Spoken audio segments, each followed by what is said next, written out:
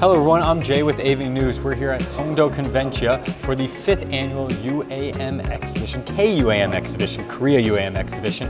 I'm here joined with an interview with the director of the School of Aviation at Auburn University, James. James Birdsong이, yes sir, thank you. Pleasure, nice to meet you. Yes, nice to meet you. James, please tell me about yourself, what you do at the university. Okay, so I'm the director of the School of Aviation at Auburn University. Our School of Aviation has about 1,000 students, about 600 of them are in the flight program. Wow. They're training to become professional pilots. Okay. So they'll be the folks that are traveling around the world, working for the world's airlines, and then about 400 of them work in aviation management or studying aviation management. Okay. And they'll go into operations, aviation operations, perhaps urban air mobility, air traffic control, a lot of different areas. So that's our school. We're part of Auburn University, which is about 33,000 students strong, and we're located just on the kind of east central Alabama. Very cool. We've had an aviation program for about 80 years. That was my next question. Okay. The aviation program has been around for about 80 years, but now we're into like a new future technology with UAM and AAM. How long has that program been around? So we've had UAS courses, and so we have courses, and all the students take courses in unmanned aircraft systems, but now the development of basically the air mobility, the passenger carrying side is new. And okay. So again, it's something that's new within our program. We're developing that as we move forward. I think right now so much of this is in research and development phase. So we also at Auburn University have a College of Engineering, and there is an aerospace engineering department within that college. And so they do a lot of the research with regards to the technologies. More of our strength is once it arrives to a stabilized plateau that it's going to be used in industry, then that's where we'll start helping build the business case. Our students will out there in industry, and then certainly learning to use the technology to basically start the industry. So how exciting. The aviation industry in general has been around a long time now, especially the American aviation, but with this new technology, even just thinking from a student's point of view, I've been out of school for a while, how exciting it must be to have this not only to learn, but at the university as well. Yes, it's the one thing about aviation is, what you know today will change tomorrow. So it's constantly developing. It's very dynamic. It's very global. So again, it's great to be a part of that. We're big, global thinker kind of people. We love all this, global connectivity. Sure. And so aviation is the key to that. It connects the world, connects the world. Absolutely, connects the world. Connects world economies, and so it's the enabler that again we didn't have, many years ago, and so. So it's been exciting to watch it grow, and again, it's going to continue to grow and change. And so now we're, here focused on the urban air mobility portion, which seems to be kind of the next gen. So. And you're a keynote speaker at this event. What will you be talking about? So I'll be talking about research trends within the state of Alabama, and basically things that are going on in the state of Alabama with regards to urban air mobility. We are fortunate, we're somewhat of a rural state, but there's populations down on the Gulf Coast. Airbus has a final assembly line, and then up in northern Alabama, Huntsville is a very well-known city for research and development, and so there's a lot of state trends, there's a lot of energy going into advanced air mobility in the state of Alabama. More specifically for us at the School of Aviation, again, it's something that we'll be looking towards, creating new programs, new academic programs to basically support all the research and development, again, once it reaches a plateau to where it's more of a stable business market. And so I'll be talking about all our capabilities tomorrow, basically. Very cool. It'd be so much insight for everyone. I mean, it's an international exhibition right now. There are so many different global players here. Obviously, the Korean industries are here too, and to hear from an industry expert from another side of the world about what's going on, sounds like such a great learning experience and to move this industry forward. What are your first impressions or overall impressions about the exhibition going on right now? So it's amazing to be here in Seoul. It's exciting after having been to Korea in a previous life as a Air Force pilot years ago, and been about 25 years since I've been here, but it's amazing to come back and see all the growth, the changes. We're fortunate in our area in central East Alabama. There's Hyundai plants and Kia plants, so we're well versed in terms of globalization there in Alabama with a lot of international members in our community, so it's really cool to get to come back here. And immediately when I got here this morning, I ran into friends from Hanseo University who we know through academic accreditation standards and all. So it feels, although it's a 16-hour flight from Atlanta, it's it's long, but again, very welcoming here, and it's been amazing to see all the folks and meet them. So wonderful. As an industry expert, being here in Korea before, now that you're back, what are some strengths you see from the Korean UMA companies? I think the brand names. I think there's such a global brand name now.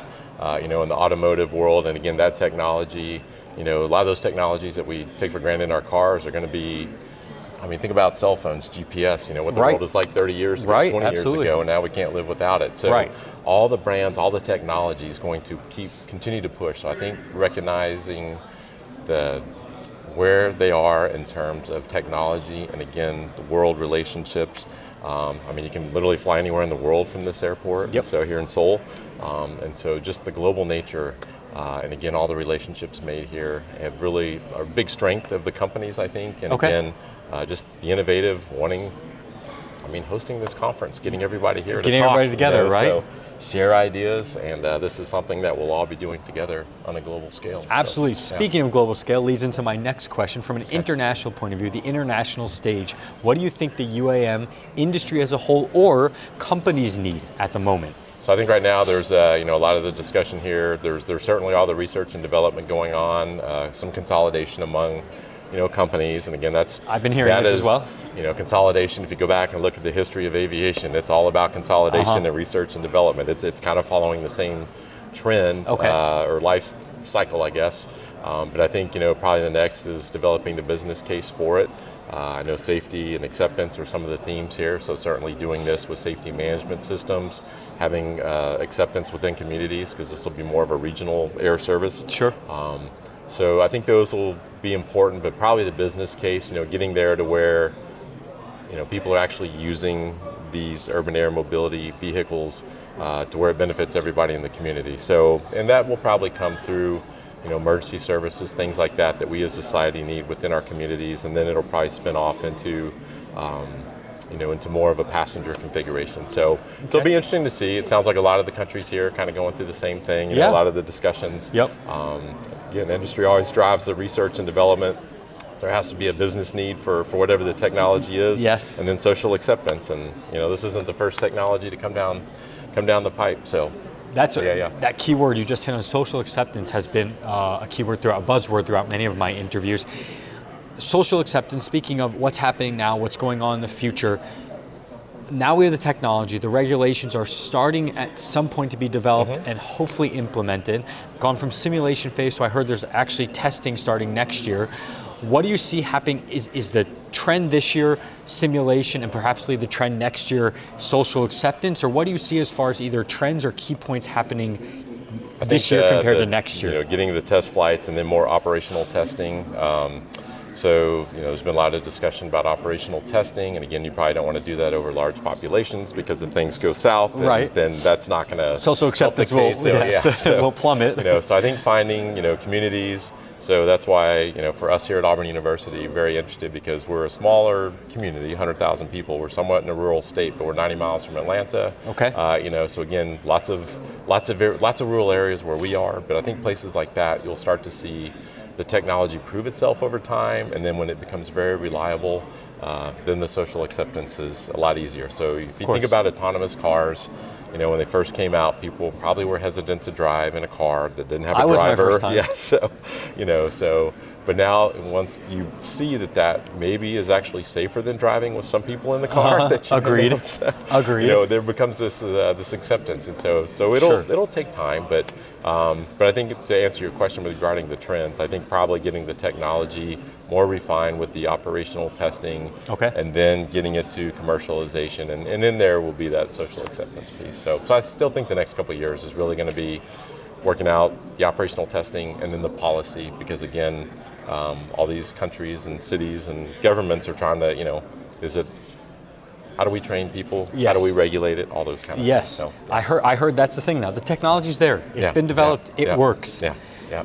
How do we now implement it into society? Yes, and so it's interesting because when we travel on the airlines, there's a group called the International Civil for Aviation Organization based in Montreal, ICAO, and they help set the standards around the world for air travel. Question will be, is urban air mobility, is that air travel? Where does that fit in? So there's all these discussions about what is, and they're not a regulating body, they're basically a forum. But they develop standardized procedures that all countries tend to choose to adopt. So, so it'll be interesting, again, working through this. What does it actually look like to get this technology to the market, to, again, social acceptance, to where it's regulated, and, we're we feel very safe, and we don't think twice about flying in one of these aircraft, just like we do when we get on the airlines these days. Absolutely. So, yeah. So. Thank you so much for the interview, James. I really appreciate it. I'm learning so much doing these, and I know you have a keynote speech coming up as well, where people are going to benefit and learn more from your expertise as well. Well, great. Well, I appreciate the opportunity there. Thank Jay. you so Thank much. You, man. Appreciate it. Thank you. Thank you. Thank you.